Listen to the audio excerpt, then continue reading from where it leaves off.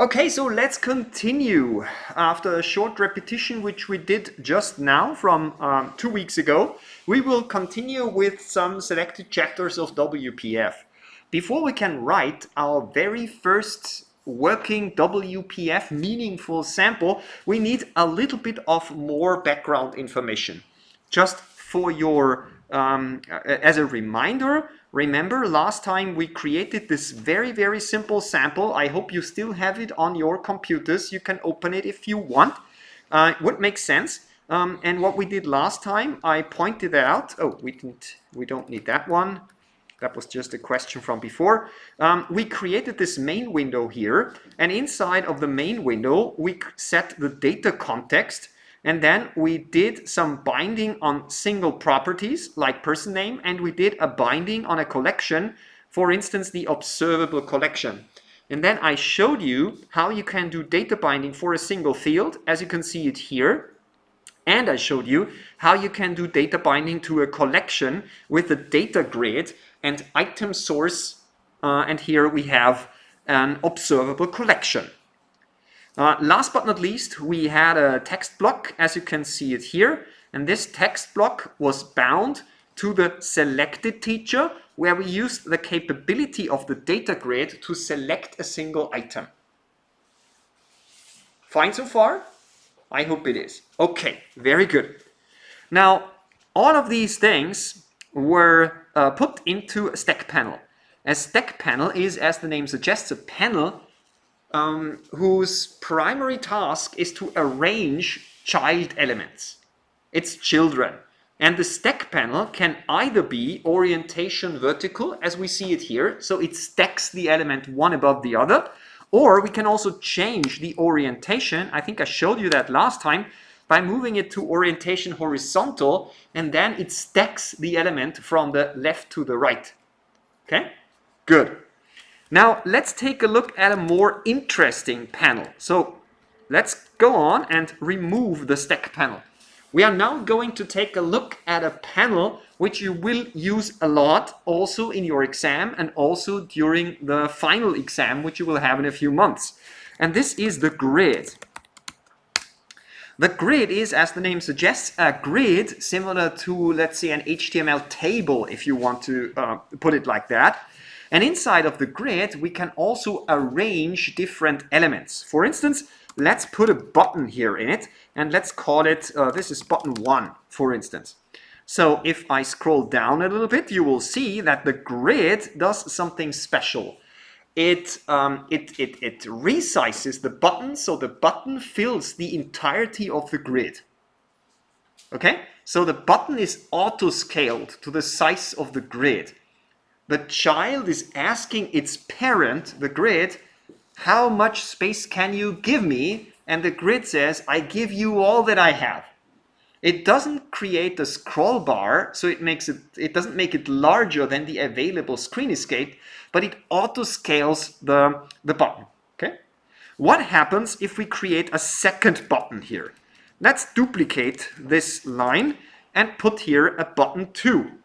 Now, if you take a close look, let me zoom in a little bit to 100%, then you will see that suddenly the button 2 is stacked on top of, and I mean z-axis, on top of the other button. The button 1 is no longer visible.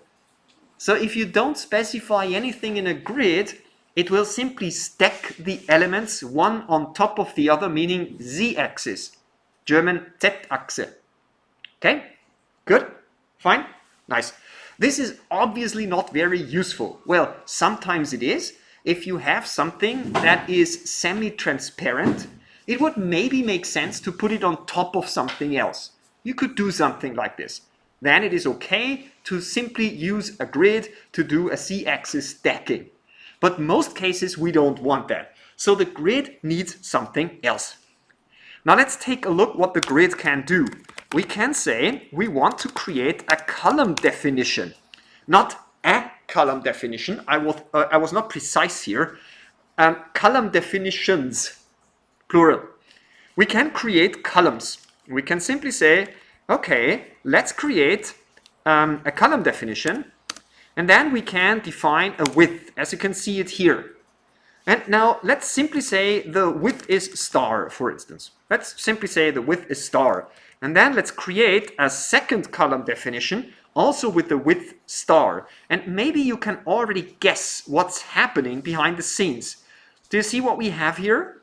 We suddenly have two columns, because this is exactly one star, meaning one fraction of the available screen estate. What happens if we say 2 star? Well, you can guess it. Now we have a divider of 3, and the first column is 1/3 and the second column is 2/3 of the available screen estate. I think I do not need to show you what happens if you say 3 star. I think you get the idea, right? What happens if we simply say in the first column auto? What happens then? Now let's take a look. Let's scroll down. You will see that now the size of the element, the size of the grid column, is determined by the size of the children. Very, very useful. Isn't that much simpler than CSS grids? Well, yes it is, but it's not as powerful as CSS grid. Yeah? So it is simpler as CSS grids, but yeah, CSS grids understand more. The problem is still that we have both buttons in the first column. Now, how can we make the second button go into the second column? Let me show you how we can do that. We can simply say grid.column equals 1. Let's see what's happened. Oh, works. The columns are 0 based. By default, elements get into the first, meaning index 0 column or row, respectively. We can, of course, create rows. We will do that in a second. And now we have two buttons side by side in a grid. Useful, isn't it? Small trick. If you create a grid and you are just about to implement the layout, you haven't already filled the entire window. If you run this here, you do not see where the columns are. See? You simply see a white space. You don't know where the columns are. There is a really useful property which you can use in such cases. You can here say show grid lines, set that one to true, and if you then run the application again, WPF will show you where the columns and rows are by adding these dashed lines. Of course, you don't want to have the dashed lines in a final application. Please remove them before handing your solution in. But if you are looking for mistakes in your grid definitions, you can obviously do exactly that. So I will keep the show grid lines true. It's useful when designing the WPF grid for now. Good. Now let's enter the buttons again, and now we will add row definitions. Grid, row definitions. And GitHub Copilot will probably suggest something for me. Probably, maybe. GitHub Copilot, please do your magic. Okay, it doesn't work. Don't matter, doesn't matter. This is now the height. Let's specify the star. And let's duplicate this row definition. And I guess you will probably immediately understand what's going on. Do I need to describe anything else? I think I don't, right? Now we have a grid with 2 columns and 2 rows. Easy cheesy, no problem. Good. I think by now you can understand from your existing experience as developers that this feature will come in very handy when you, for instance, implement an input form where you want to have your labels neatly aligned one below each other, and in the second column you maybe want to have the input fields, and they should be also neatly be aligned and things like that. That works pretty nicely. However, this system is way more complicated when you want to build responsive layouts. So if you have a small device, then the label should be on top of the input field. When you have a larger device, the label should be to the left of the input field. Something like this is in HTML and CSS a piece of cake. It's really not difficult. You have media queries and things like that. In WPF, that's much harder. So WPF was never designed for responsive layouts that scale from a small device like this to a huge wide monitor on the desktop of, I don't know, a commodity trader, for instance. It was always designed for desktop apps where you have a monitor of a decent size. Okay, so the sweet spot of WPF is not responsive design. But as I said, for desktop applications, you often don't need responsive design. So for that, it's easy. Okay, let's please add a third row here. And then let's add another button. This time, we are going to put it in the row 2. Button 3. This will give us something like this. But now I want to have the button 3 to span over both columns. That is something that you often have, right? Good. And you will see it's really, really simple. You simply say grid.columnspan equals 2. And if you run it again, you have exactly what you expect. Voila. 2 buttons on the top. Then we have a row in the middle, which is empty. And then we have the button on the bottom. Make sense? Yep. Perfect. Now, obviously, we can do a little bit of design here. We can, for instance, say, hey, I have a margin, and I would like to have a margin of 10. Let's see what's going on.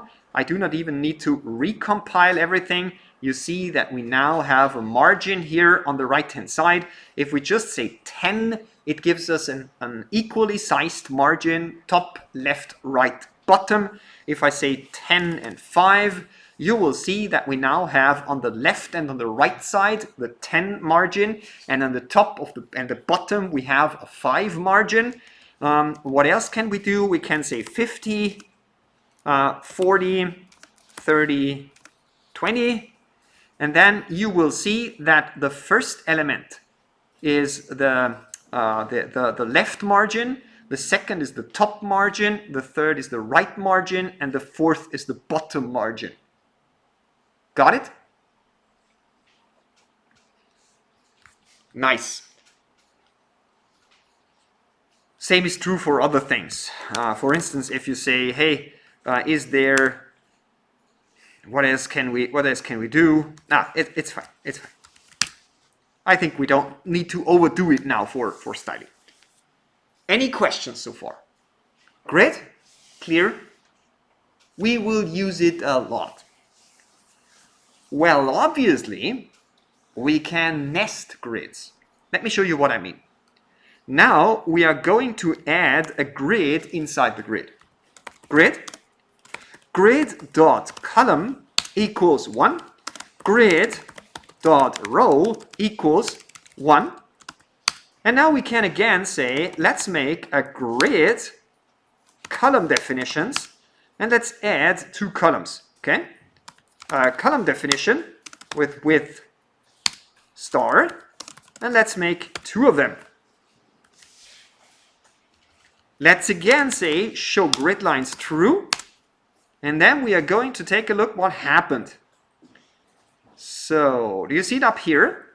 Now we have a large grid, and inside of the second row and second column, 0 base, this is why I have to specify 1 here, we have a grid which separates the single cell into 2 columns.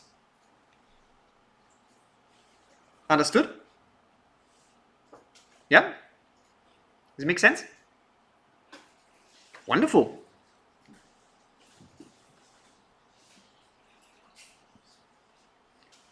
Now you can take this grid and do whatever you want to it. It simply works.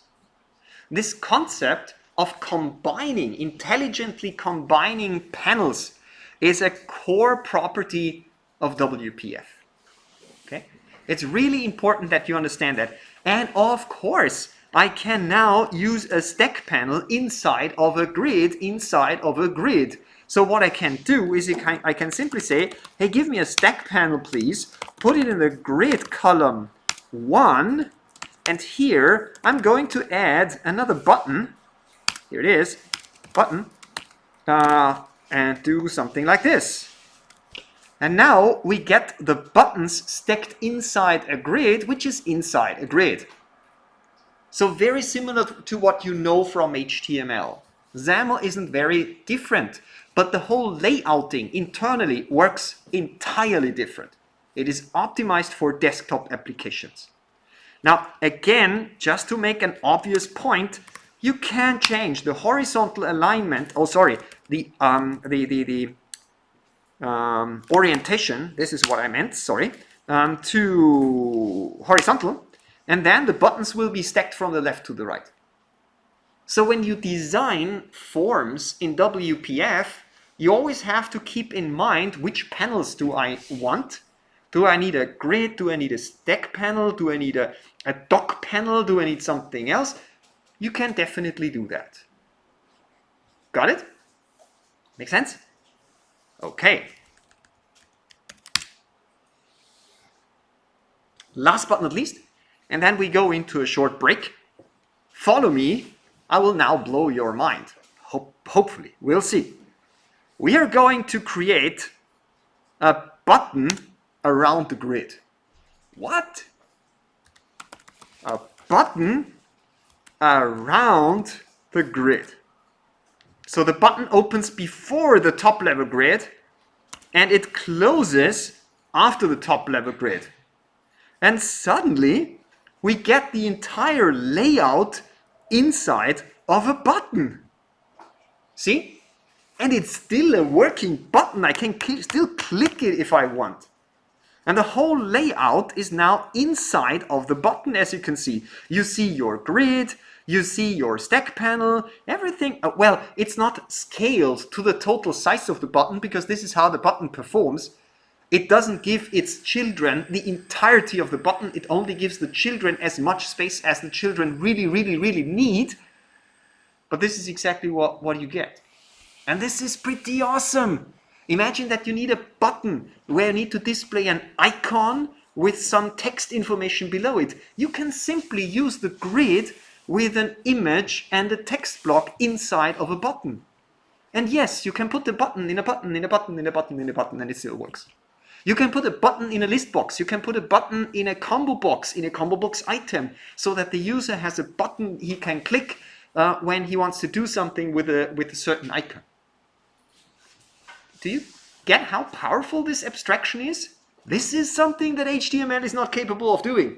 Try to put a complex layout inside of an HTML button. It's simply not possible. So here we really see a difference from WPF to other platforms like HTML, for instance. Good. So what I wanted to show you now is the working with the grid, and I hope you understood that. Now we have a short break. Okay, so let's get right into it again. Before the break, we discussed that in WPF we can do something crazy like putting a grid into a button. This is true because the button is a so-called content control. If we take a look at System Windows Controls button, let me show you what that means. If I go to System Windows Controls and button, then we will see as soon as the website loads that the button is a so-called content control.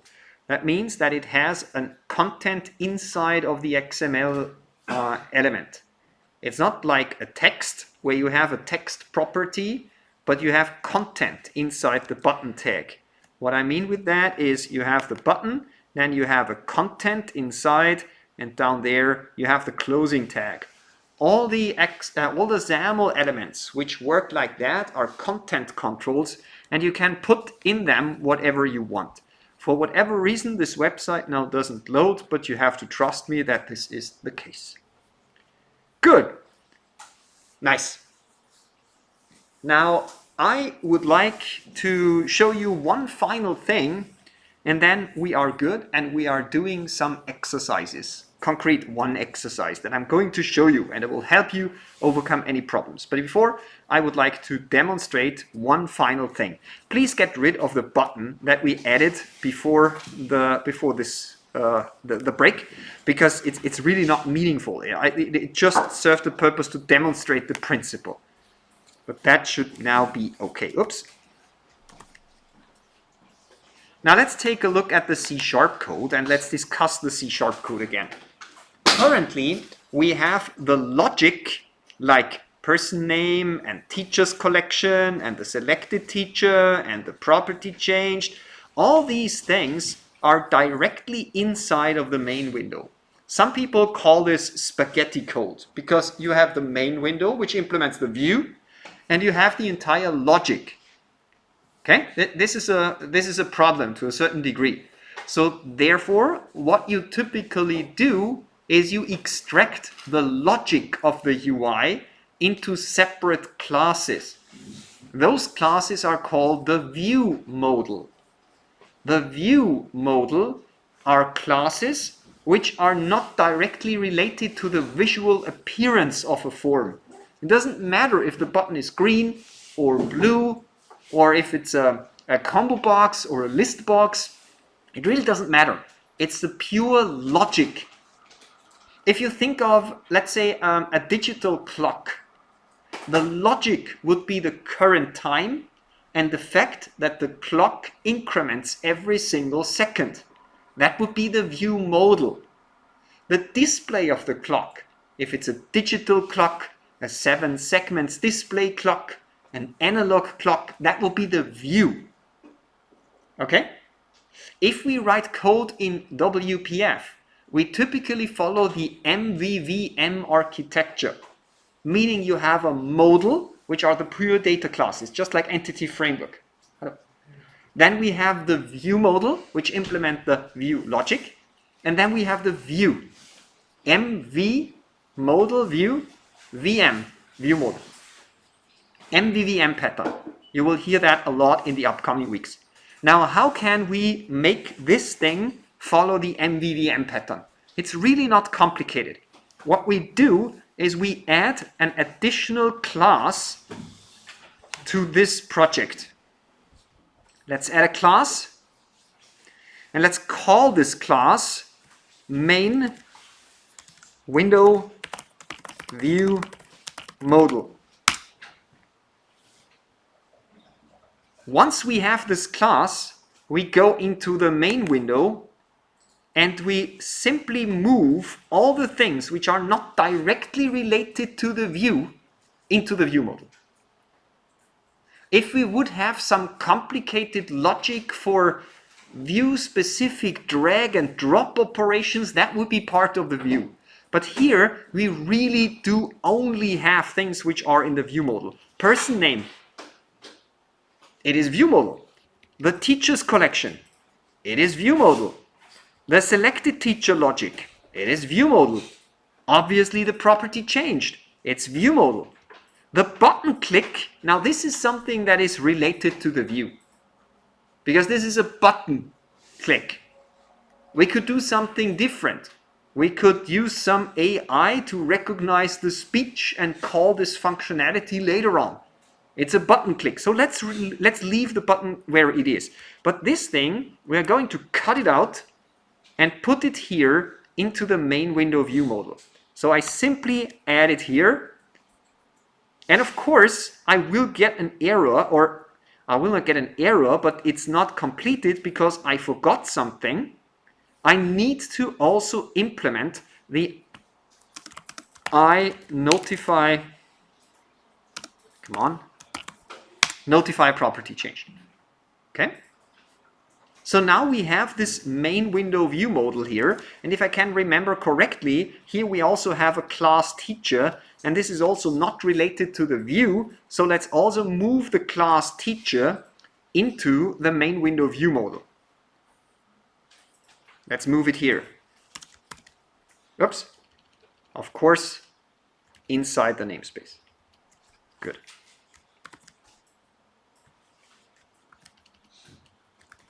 Now we have a separate class implementing the entire logic. There is no direct relationship to any WPF. We could use this main window view model for a completely different user interface technology. We could use it for WinForms, for instance. We could use it in WinUI. We can use it in other language and other platforms that display a UI. It's not directly related to the view. That's the point. But now we have a problem, because as you can remember, the data binding refers to our properties like person name, like teachers. But now we do no longer have these properties on our main window. We also do not have now the iNotify property change. Can you guess what we need to do in order to connect our main window with the view model? I want to have a line number.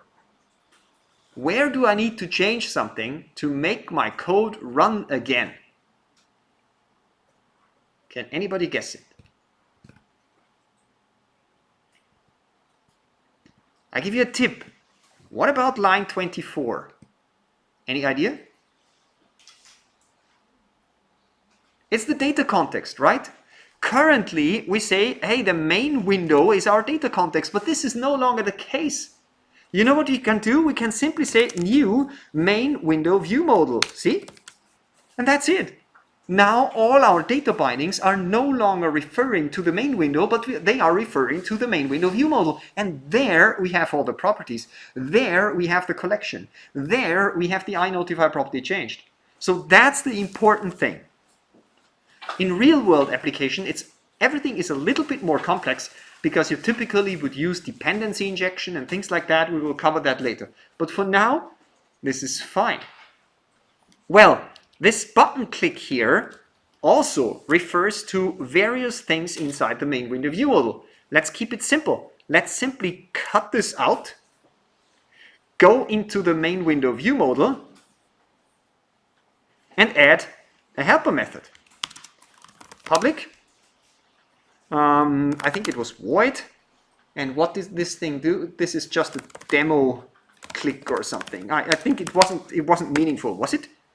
No, it just demonstrated various aspects. So you see, we now have a method in the main window view model, demo click or whatever you call it, and then we can go here in the button click and simply call the demo click. We say data context, we cast it to the main window view model. We can easily do that because we absolutely know that the data context is a main window view model, and simply call the demo click. This is fine. This is now linking the view, the button, to the method whose implementation is in the view model. Good, let's give it a try. Okay, let's run it.